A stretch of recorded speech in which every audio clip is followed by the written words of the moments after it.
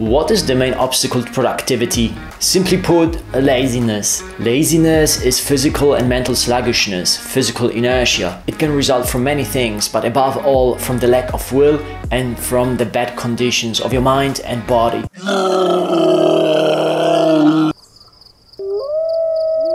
About all these things you can take definite steps. There have been days when I had the strong feeling that I'm overreaching myself with my tasks and goals for the day, constantly changing my mind, adapting to circumstances, shifting priorities, creating complex solutions to challenges. I've always thought that I might have to extend my work hours or focus more. Life is not just about work, and when we do work, we should be working smart, not long. We are human beings and not robots, for God's sake, so it's not possible for anyone who is normal in their mind to be highly focused, productive and motivated for 8 hours straight or more. Our mental capability varies throughout the day, and doing overtime doesn't make you more effective. You just drain yourself. So how do you stay productive and focused? What does it mean to be effective? Today is about time management and using the day in the most beneficent manner. Let's get to it.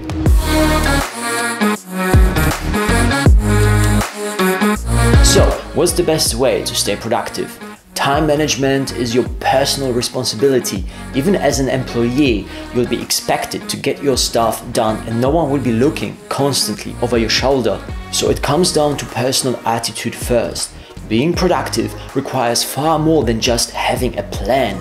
Your whole character and attitude has to improve if you want to stay on top of things.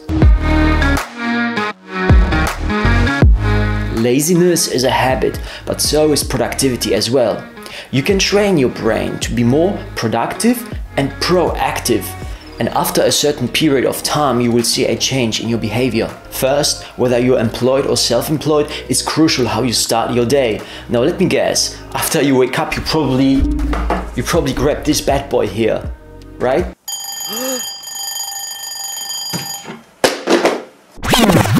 Wrong. Take your time to ease into the day. Decide the impulses that you want to take in and not what the world throws at you straight after waking up. Take your time, get up and do your morning routine while picking your desired attitude. I can make it. The day will be great. I'm gonna master all the challenges today. That's the kind of self-talk you want to have with yourself. You need to start having the right mindset that builds you up, and you decide your mindset. It's not a little thing. Everything you do and how you act is based on your attitude in the moment, the way you're feeling and how you understand your environment. You can be conscious of that or unconscious, so be careful what you put into your mind the first thing in the morning. Let that bad boy wait a bit, he won't run away. Instead, fuel your mind with reading a chapter in a book or meditate.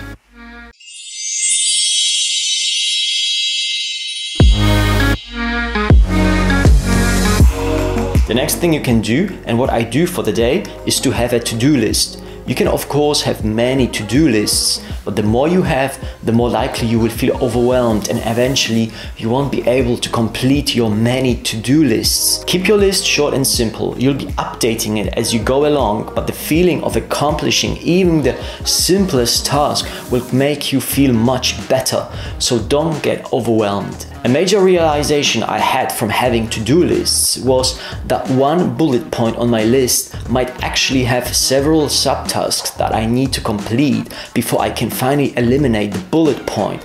It's been so many times that I thought I could start and finish a task and then realize it would actually take more time because there was much more to do than initially expected.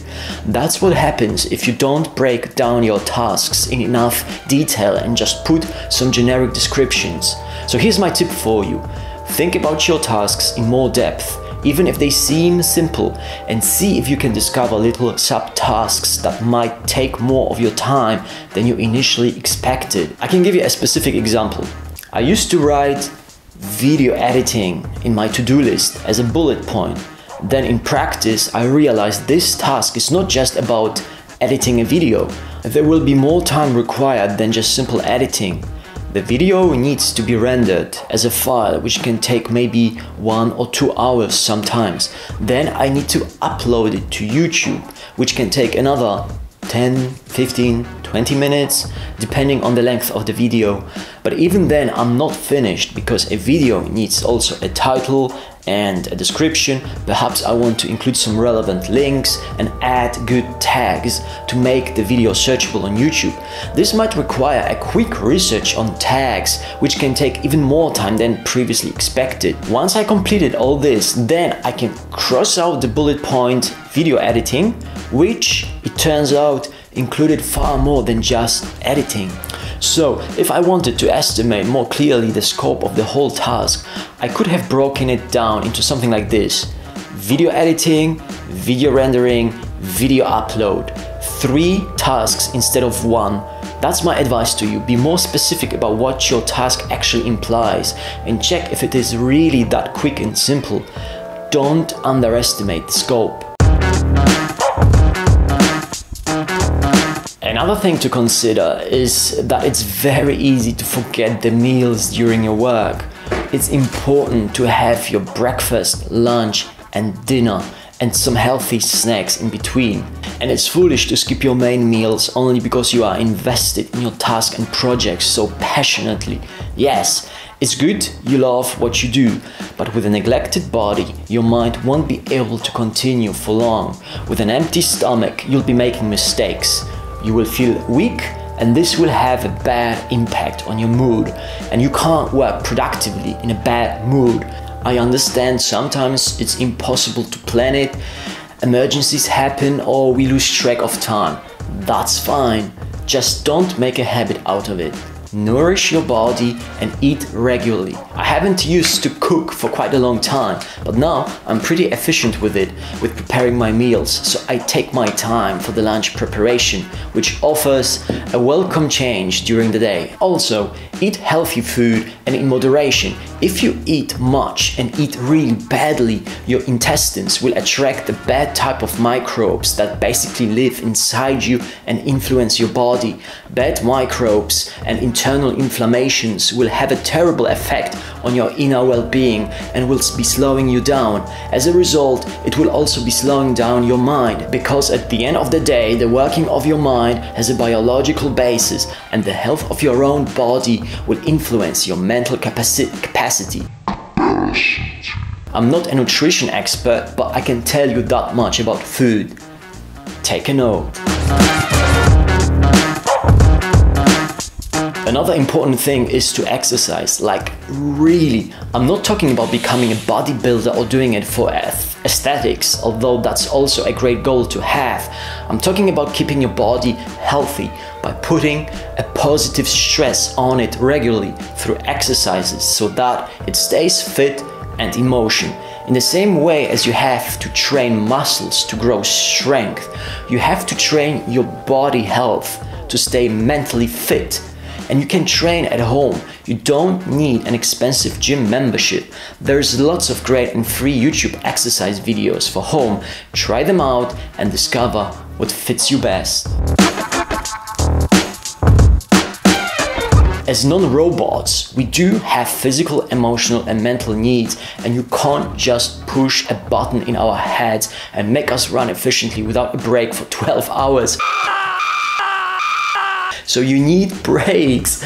Divide your day into work slots. Let's say one slot is 2 hours, and then after that slot you take a break, 20 minutes, have a coffee, eat some snack, talk to someone, just relax for a bit, and then repeat. After another 2 hours it's lunchtime. Have your lunch break, eat well, have fun and go for another 2-hour session. Then it's already afternoon time. By alternating between work and breaks, you can go through the day pretty smoothly. Don't just run blindly like a bull through your tasks, trying to force your way. Give your day a rhythm that alternates between work and break, high focus and low focus, high performance and spacing out.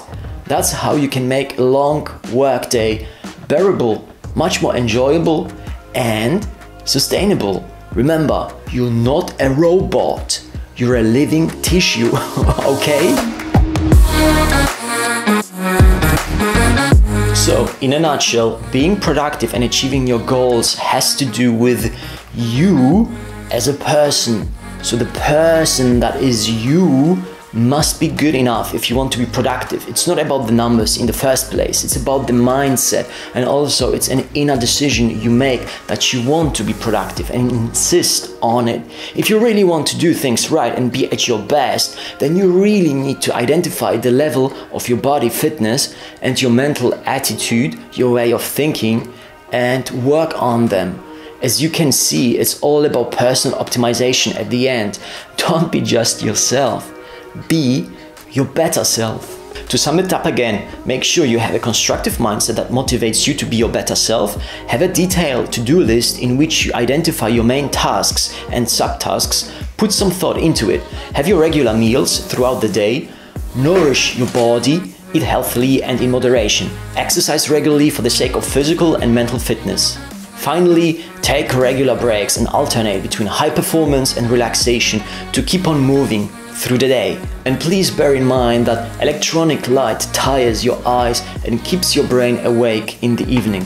If you really want to ease out into the night, I recommend putting all your devices aside half an hour before going to sleep. Just saying.